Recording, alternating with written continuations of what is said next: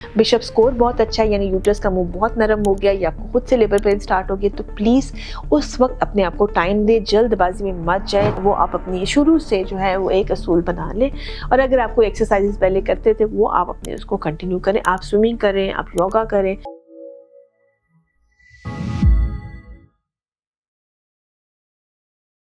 अस्सलाम वालेकुम जी। आज हम बात करेंगे कि वो क्या ऐसे मेथड्स हैं जिसे हम करें तो हमारी नॉर्मल डिलीवरी हो सकती है। ये वीडियो उनके लिए भी है जैसे कि जिनकी पहला बच्चा है, ये वीडियो उनके लिए भी है जिनका ऑलरेडी एक सिजेरियन सेक्शन हुआ हुआ है और वो आप नॉर्मल डिलीवरी चाह रहे हैं। ठीक है, तो उसमें सबसे इम्पोर्टेंट तो बात ये है कि आपने जब आपकी प्रेगनेंसी में एंटर होते हैं तो प्लीज़ आप अपनी प्रेगनेंसी को जो है वो एक नॉर्मल तरीके से ही लीजिए और उसमें उसके लिए परेशान मत होइए। और आप अपनी जिस चीज़ का आपने ख्याल रखना है, यानी अपने स्ट्रेस लेवल को कंट्रोल करें। ये स्ट्रेस की बात मैं हर वीडियो में करती हूँ, चूँकि मैंने करंटली बहुत ज़्यादा लोगों को स्ट्रेस में देखा है, सोशल मीडिया की वजह से देखा है, या आपस में बातचीत करते हुए या दूसरों की कॉम्प्लिकेशंस देखकर कि फलाने के बच्चा लॉस हो गया या ये हो गया। तो प्लीज़ सबसे इम्पोर्टेंट बात, आप खुद भी लो स्ट्रेस में रहेंगे, डॉक्टर भी स्ट्रेस में नहीं आएगा। ठीक है, सबसे इम्पोर्टेंट बात यह है कि आपकी जब एक प्रेगनेंसी एंटर होती है, एक नॉर्मल प्रेगनेंसी है, एक हेल्दी प्रेगनेंसी है, अल्ट्रासाउंड ठीक जा रहा है, आपने प्लीज़ परेशान नहीं होना और आपने अपने आप को बहुत ज़्यादा एक्टिव रखना है। अब ये एक्टिव की जब बात करते हैं ना, तो इससे मुराद ये नहीं है कि आपने वो काम करना शुरू कर दें जो आपने पहले नहीं किए। ठीक है, एक्टिव से मुराद ये है कि आप अपनी रूटीन की एक्टिविटीज़ को रखें और उसके साथ एक हेल्दी वॉक वगैरह होती है, जैसे कि नॉर्मल वॉक आप करते हैं, वो आप अपनी शुरू से जो है वो एक असूल बना लें। और अगर आपको एक्सरसाइजेस पहले करते थे वो आप अपने उसको कंटिन्यू करें। आप स्विमिंग करें, आप योगा करें, जो आपको जो आपके एक हेल्दी फिजिकल एक्टिविटी की तरफ आप जाते हैं वो आप अपनी activity through out 9 months maintain रखें। ये बहुत ज़रूरी है। जो लोग एक्टिव रहते हैं, चलते फिरते रहते हैं, उनमें सिजेरियन का चांस कम होता है एज़ कम्पेयर टू उन लोगों के जो कि बिल्कुल फिजिकल एक्टिविटी नहीं करते। ऑल्दो कि ये कोई 100% नहीं होता, हर एक में और भी फैक्टर्स होते हैं जो नॉर्मल डिलीवरी को डिटरमिन करते हैं। सबसे इम्पोर्टेंट तो ये बात होगी कि आप इसको मेंटेन रखें। ठीक है, अच्छा, उसके बाद जो दूसरी अहम बात होती है कि जहाँ हमने ये बात की, आप अपनी अपनी हेल्थ को वैसे भी ठीक रखें ना, अपना हीमोग्लोबिन अच्छा रखें, अपनी सेहत को अच्छा रखें ताकि बच्चे की ग्रोथ की इश्यूज जो है वो ना आए। तीसरी बात ये होती है कि आप अपने जब डॉक्टर को रेगुलरली दिखा रहे हैं कि खुदा न खास्ता कोई मेडिकल प्रॉब्लम्स आपके अंदर आती हैं, कोई मेडिकल इश्यूज आते हैं, आप उनको टाइमली ट्रीट कीजिए। ठीक है, और जैसे कि अगर पहली प्रेगनेंसी है, कोई ब्लड प्रेशर का इशू आता है, शुगर का इशू आता है, और अगर वो वेल मैनेज्ड है तो इवन शुगर, ब्लड प्रेशर या ऑब्स्टेट्रिक कोलिस्टेसिस डायरेक्ट इंडिकेशन नहीं होते हैं सिजेरियन सेक्शन के, उसमें भी एक ट्रायल दिया जाता है। अगर आपको कोई कहता है कि आप इसमें डायरेक्टली ऑपरेट करवा लें तो प्लीज़ उससे पूछें कि डायरेक्ट ऑपरेशन का क्या रीज़न है। अनलेस के बच्चे की लाइफ को थ्रेट है, अच्छा, अनलेस कि आपके बच्चे की लाइफ को थ्रेट है, कभी भी डायरेक्टली जो है ना आपने ऑपरेशन की तरफ नहीं जाना। अगर आपका डॉक्टर आपको कहता है कि 20% चांस भी है तो प्लीज़ उस 20% चांस को अवेल कर लें। उससे कम से कम एटलीस्ट हमें ये दुख नहीं होता कि हमने कोशिश नहीं की है अपनी नॉर्मल डिलीवरी की तरफ। या फिर ऐसा हो कि बिल्कुल ही डायरेक्ट थ्रेट आ रहा हो ना आपकी लाइफ को या बच्चे की लाइफ को, फिर तो एक अलग चीज़ है। लेकिन अदरवाइज अगर आपकी नॉर्मल प्रेगनेंसी है और डॉक्टर आपको कह भी रहा है कि इसके चांसेस कम है, तो प्लीज़ उस चांस को अवेल ज़रूर कीजिए।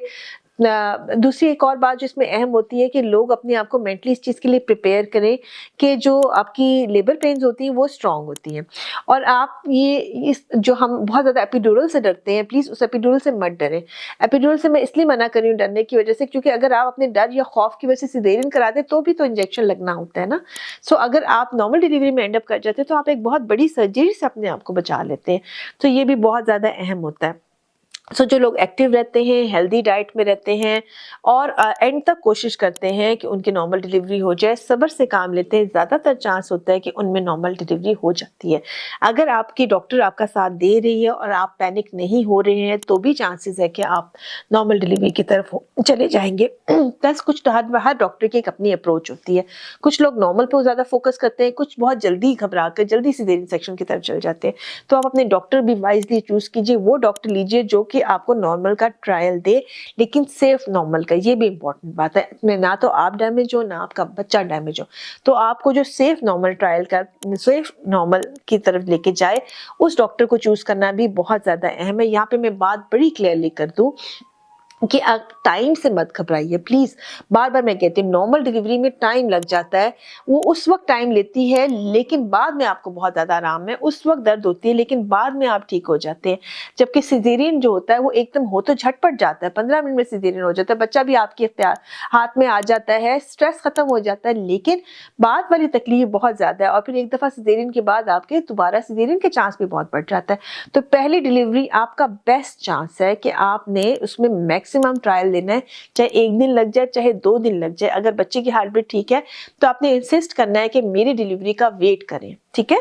सो ये बहुत ज्यादा इंपॉर्टेंट है। कुछ ऐसी फैसिलिटीज होती हैं जो कि नॉर्मल को प्रमोट करती हैं, कुछ ऐसी फैसिलिटीज होती है जो नॉर्मल को प्रमोट नहीं करती। नॉर्मल डिलीवरी की तरफ लेके जाने में सबसे बड़ा जो पॉजिटिव फैक्टर होता है ना, वो आपकी सपोर्ट होती है, जो आपको इर्द गिर्द से मिल रही होती है। वो आपकी फैमिली भी होती है, वो आपका डॉक्टर भी होता है, वो हॉस्पिटल का अमला भी होता है, जो कि आपको एक्चुअली हेल्प आउट कर रहा होता है, जो आपको बता रहा होता है।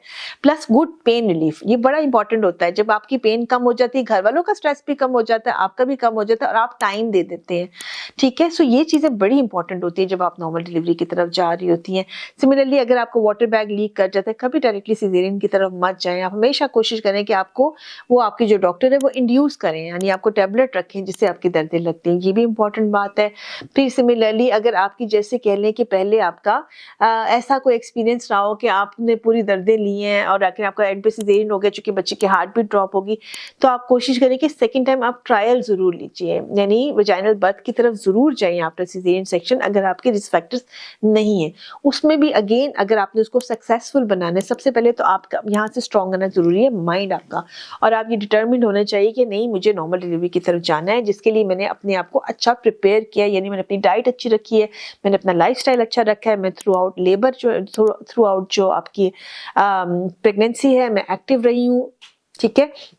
एट द एंड कुछ ऐसे मैनूवर्स बताए जाते हैं ताकि जिससे नेचुरली लेबर लग जाती है, कुछ ऐसे एक्सरसाइजेज होती हैं जिससे हम कहते हैं कि हाँ आपको नेचुरल लेबर पेन्स लग जाएंगी। बेस्ट चांस आपको ये होता है सिजेरियन के बाद, अगर आपको खुद से लेबर पेन्स लगती हैं, इसके लिए आप 40 वीक से 2 दिन ऊपर तक भी वेट कर सकते हैं अगर कोई रिस्क फैक्टर्स नहीं है।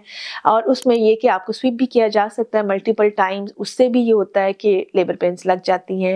निपल स्टिमुलेशन के साथ भी इसका एक रोल होता है, पंपिंग जिसको कहते हैं कि आप पंपिंग करते हैं तो उससे भी जो है वो आपको हाँ लेबर पेन स्टार्ट हो जाती हैं। सो ये सारे मैनूवर्स कर भी अगर आपको लेबर पेन स्टार्ट नहीं होती है फिर तो ये ठीक है कि हम सिजेरियन सेक्शन की तरफ जा सकते हैं। लेकिन अगर आपका बिशप स्कोर बहुत अच्छा है, यानी यूट्रस का मुंह बहुत नरम हो गया या आपको खुद से लेबर पेन स्टार्ट हो गया, तो प्लीज उस वक्त अपने आप को टाइम दे, जल्दबाजी में मत जाए। समटाइम्स 12 घंटे भी लग जाते हैं और नॉर्मल डिलीवरी अचीव हो जाती है। जल्दबाजी जब हम करते हैं तो उस सूरत हाल में हम एक रिपीट सिजेरियन सेक्शन की तरफ चले जाते हैं। अगेन इसमें सबसे इंपॉर्टेंट रोल, सबसे पॉजिटिव रोल आपके डॉक्टर का होता है, जो कि आपको सपोर्ट कर रहा होता है एट दैट टाइम। एक और भी बात क्लियर करूं कि बात दफा बच्चे की हार्ट बीट आर्जी तौर पर नीचे जाती है और वो रिकवर हो जाती है, ऐसे सूरत हाल में हम सिजेरियन की तरफ नहीं जाते। लेकिन अगर आपकी बच्ची की हार्ट बीट ड्रॉप करती है, बार बार ड्रॉप कर रही है, वो रिकवर नहीं हो रही है, उसके साथ मेकोनियम भी है, हाँ फिर जरूर सिजेरियन की तरफ जाया जा सकता है। लेकिन अगर आपकी बच्ची की हार्ट बीट ओकेजनली एक दफा ड्रॉप करके रिकवर कर जाती है तो उसमें भी पैनिक मत हो, उसमें भी आप सिजेरियन की तरफ मत जाएं, उसमें भी आप नॉर्मल का वेट कर सकते हैं।